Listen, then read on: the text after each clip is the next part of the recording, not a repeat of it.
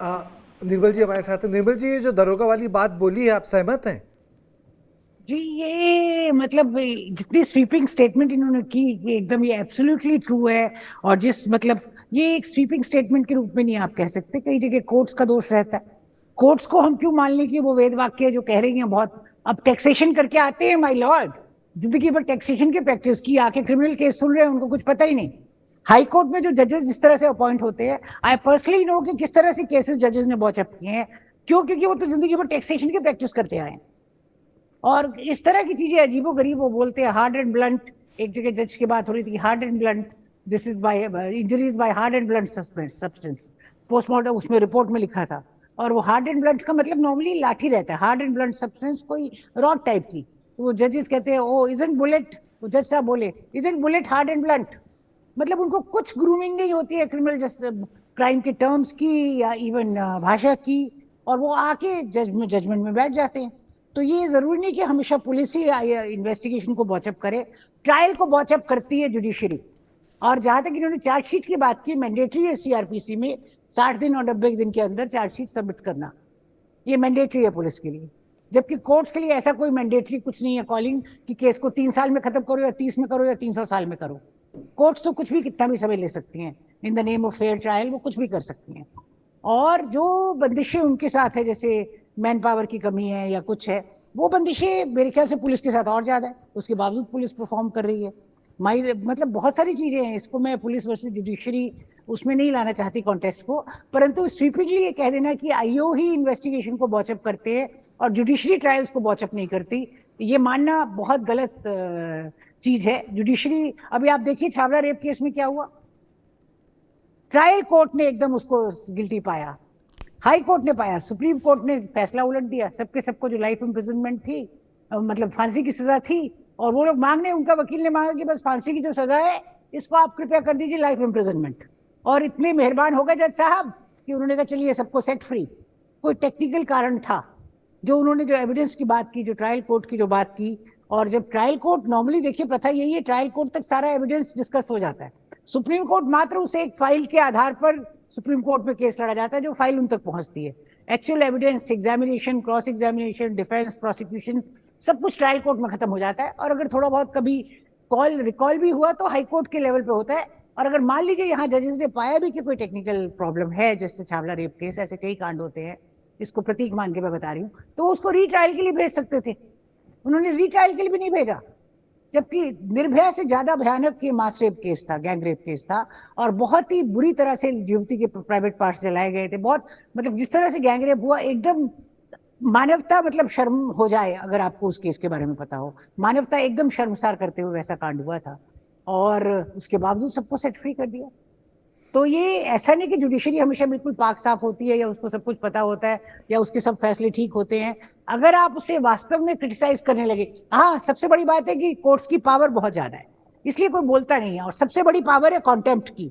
अगर आप कुछ भी उनके फैसले को गलत सही कहते हैं या उनकी बात को गलत सही कहते हैं या कोर्ट में उनको बताना चाहते हैं, तो वो तुरंत कॉन्टेम्प्ट की धमकी देने लग जाते हैं।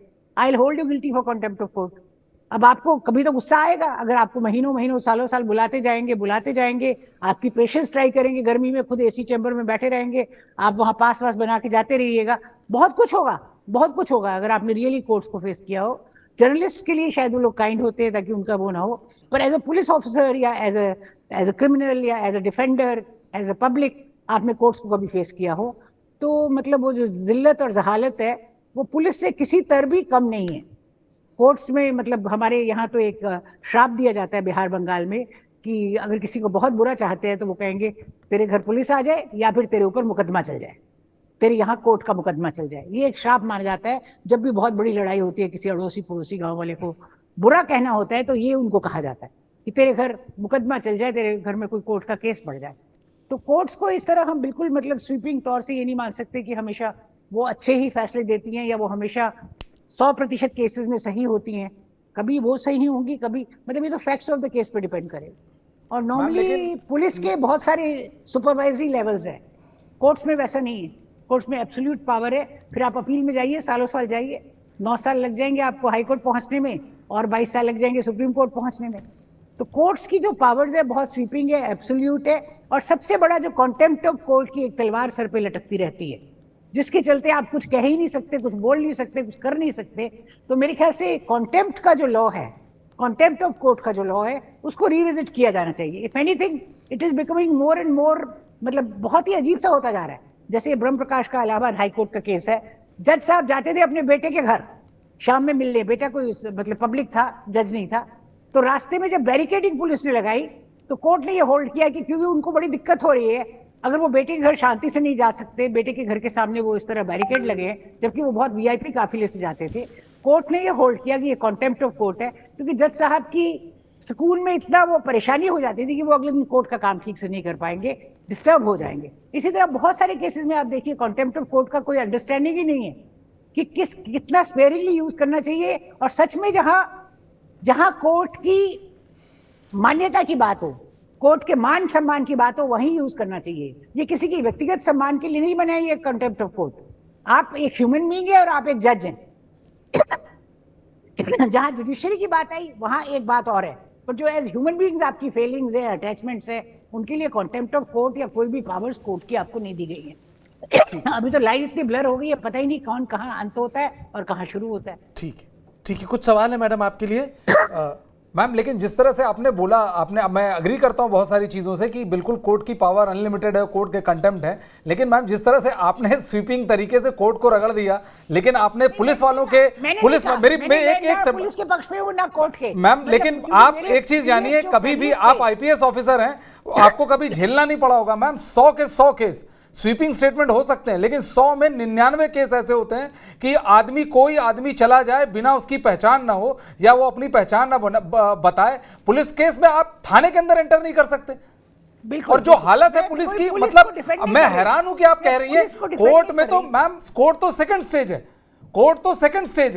Court first line of defence नहीं है। फर्स्ट लाइन ऑफ डिफेंस तो पुलिस है। लेकिन आज तक कभी आप बता दें, ये कह दें कि पुलिस में, मतलब मैं 100 में 99 कह रहा हूं, आप इसे स्वीपिंग स्टेटमेंट कहेंगे। आप मुझे एक केस बताएंगे मैम, मैं आपको 10 केस पलट के बताऊंगा। स्वीपिंग स्टेटमेंट भले ही हो, आप पहला लाइन अप्रोच कोई आदमी का पुलिस होता है, कोर्ट नहीं। बिल्कुल होता है। और 100 में 99% केसेस में मैम, यदि आपके पास रसूख नहीं है तो पुलिस पैसा लेके आपके केस को बिगाड़ देती है। क्या ये आप मानती कि नहीं मानती? आप आईपीएस होंगे, आप आईएएस ऑफिसर होंगे, आपके पास लॉ ऑफ लैंड है, पावर तो पहला आपका है ना मैम। कोर्ट में तो आदमी तब फंसता है जब उसकी किस्मत इतनी टूटी हो कि पुलिस के द्वारा वो रगड़ दिया जाए। ठीक है, second line of defence court है मैम, वहां पे तो होना चाहिए। I agree with. चलिए जवाब दीजिए मैडम। लेकिन जो आप अनुपम जी की बात को कह रही हैं, पहली लाइन ऑफ डिफेंस तो मैम है तो पुलिस ही ना। पुलिस है, बिल्कुल। और एक पुलिस अधिकारी आप बता दीजिए, आप विकास दुबे का केस लीजिए मैम। क्या 2 करोड़ के विकास दुबे की इतनी हिम्मत हुई कि 7 पुलिस वालों को जान से मार दे, क्योंकि वो एसएसपी साहब, डीआईजी साहब, पता नहीं कितने साहबों का नोएडा और कहां घर बनवा रहा था। सजा दी थी एसएसपी को खड़े रहने की। नहीं, आप एक एसएसपी के खड़े रहने को, आप एक एसएसपी के खड़े रहने को बुरा मानती है मैम, वो कोर्ट ने बिल्कुल गलत किया होगा। लेकिन उन एसएसपी के बारे में आप क्या कहेंगी मैम, जो लगातार जो क्रिमिनल्स के कनाइवेंस में है? आप नोएडा के एसएसपी थे, जो उसके बाद कमिश्नरेट लागू हो गया, उन्होंने 6-8 सर्विंग आईपीएस ऑफिसर्स के बारे में क्या बोला? ठीक है, अब ठीक है मैडम, आपकी वक्त कम है। मैडम आप पहले जवाब दीजिए। एक बात छोटी सी, अगर मुझे 2 सेकंड दिए जाए। बिल्कुल मेरी बात हुई है, ये पुलिस वर्सेस जुडिशरी की बात हो गई, मुझे सिर्फ 2 सेकंड दीजिए। शिकायत मुझे उससे भी है, जब अतीक अहमद जैसे गुंडों को जेल से बाहर ला जाता था कि सरकार गिर रही होती है और उनका वोट उस समय अहम होता है।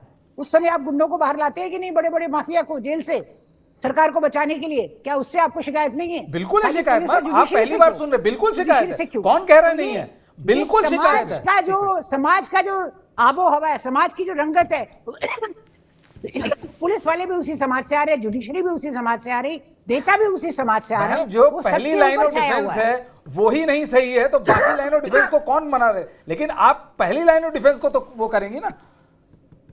अवश्य, मैं किसी को भी दोषमुक्त स्वयं को भी नहीं कर रही, ना किसी और को। मैं ये कह रही हूँ कि समाज की, we get the police we deserve, we get the leaders we deserve, and we also get the judiciary we deserve.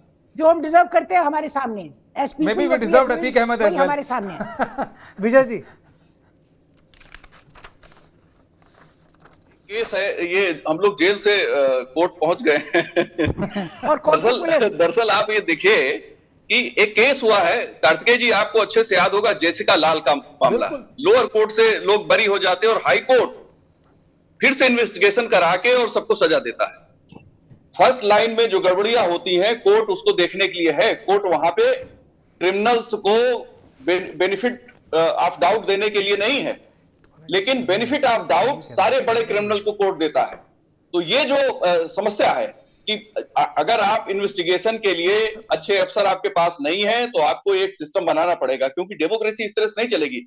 61 mafia Uttar Pradesh सरकार ने लिस्ट जारी, 61 माफियाज हैं और तमाम 44 साल अतीक का दबदबा रहा, पूरा एम्पायर खड़ा किया, तांगे से उसने शुरू किया और न जाने कितने इंडस्ट्रियलिस्ट फेल हो गए होंगे और 7,000 करोड़ रुपए का एम्पायर अतीक अहमद का सिर्फ क्राइम्स है। और सिर्फ यही नहीं, जितने भी 61 माफिया की लिस्ट उत्तर प्रदेश ने जारी की है, किसी भी माफिया की हैसियत निश्चित तौर पे जो सबसे लोएस्ट होगा 100 करोड़ का होगा वो भी। तो ये जो हालात हैं, इस हालात को सुधारने के लिए कोर्ट की बहुत अहम जिम्मेदारी है। फर्स्ट लाइन में जितनी भी गड़बड़ियां होंगी उसको second line check and balance कर सकती है, लेकिन उसकी रुचि बिल्कुल इस काम में नहीं है। उसकी रुचि है अपने बेनिफिट के लिए। और मैं इस बात से, क्योंकि जेसिका लाल का केस सबसे बड़ा उदाहरण है, सलमान खान छूट जाते हैं बेनिफिट ऑफ डाउट में, लेकिन जेसिका लाल के जो आरोपी थे वो नहीं छूटते हैं। ये कोर्ट की ताकत थी। तो कोर्ट अपनी ताकत दिखाना चाहेगी तो दिखाएगी, लेकिन अगर एक इंस्पेक्टर गलती करता है तो वो कोर्ट के लिए उस माफिया, उस क्रिमिनल के भले के लिए हो जाता है। लेकिन कोई आम आदमी होता है तो उसके लिए कोर्ट बहुत सख्ती से पेश आती है, वकील भी सख्ती से पेश आते हैं, पूरा सिस्टम ही। जिस सिस्टम को सुधारने की बात हम जेल में कर रहे हैं, दरअसल वो कहीं ना कहीं हमारा जो सीआरपीसी है वहां भी है। ठीक है विजय जी, ये एक दूसरा पॉइंट ऑफ व्यू है। अनुपम जी की भी रिक्वेस्ट आई है सवाल पूछने के लिए। अनुपम, मेरी आवाज आ रही है? जी हाँ, मुझे आ रही है। आपको मेरी आवाज आ रही है? आ रही है। अब आप मैडम निर्मल कौर जी से सवाल पूछ सकते हैं। हाँ, मैं थोड़ा सवाल भी है, मैं कुछ कमेंट नहीं कर रहा। देखिए, टू स्टार्ट विद मैं मैम से इस बात से एकदम एग्री करता हूँ कि उनको कंटेम्प्ट लॉज को रिविजिट करना चाहिए। तो क्योंकि जहाँ से ये शुरू हुए थे, ये ब्रिटिश लॉज हुआ करते थे, उन्होंने खुद ही अपना कंटेम्प्ट लॉज इस समय खत्म कर रखी है। तो ऐसे में डेफिनेटली कुछ चेंजेस होने चाहिए। मैं खुद इसका भुगतभोगी रहा।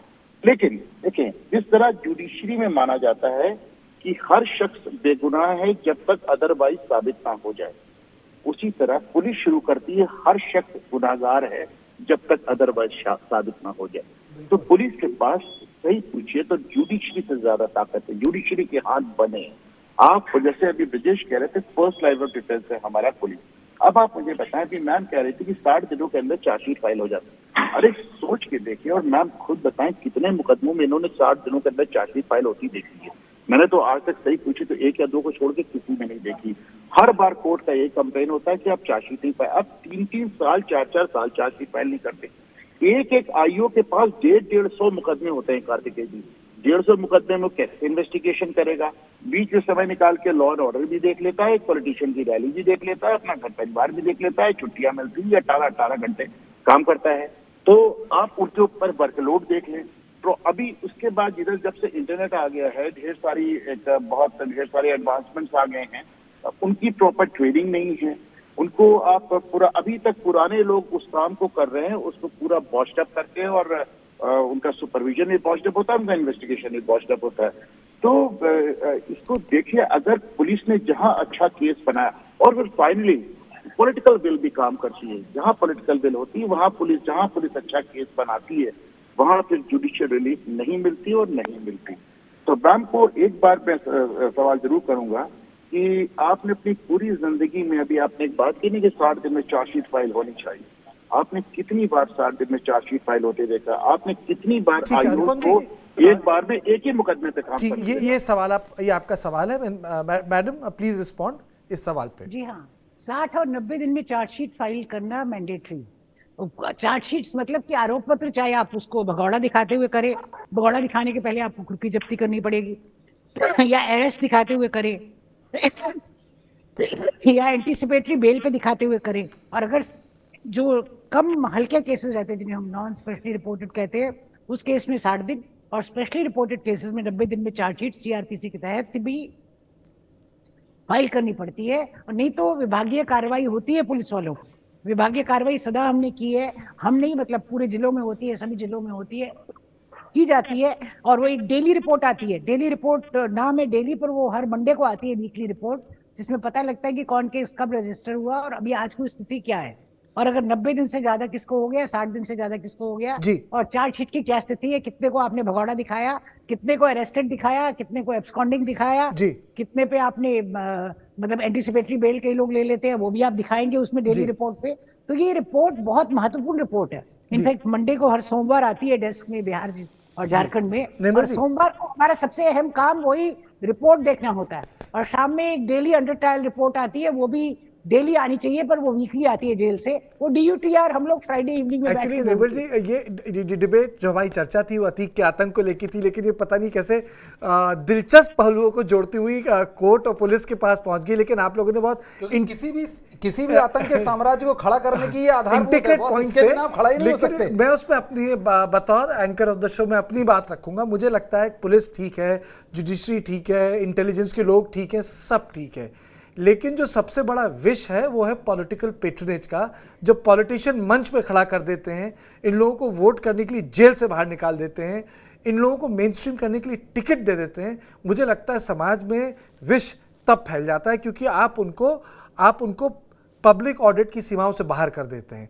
तब ये उस पर तंबा लग जाता है कि लोगों की विल है, जबकि डेमोक्रेसी में लोगों की विल का मतलब केवल चुनाव नहीं होता। चुनाव के बाद आपकी डेमोक्रेसी और सोशल डेमोक्रेसी शुरू होती है।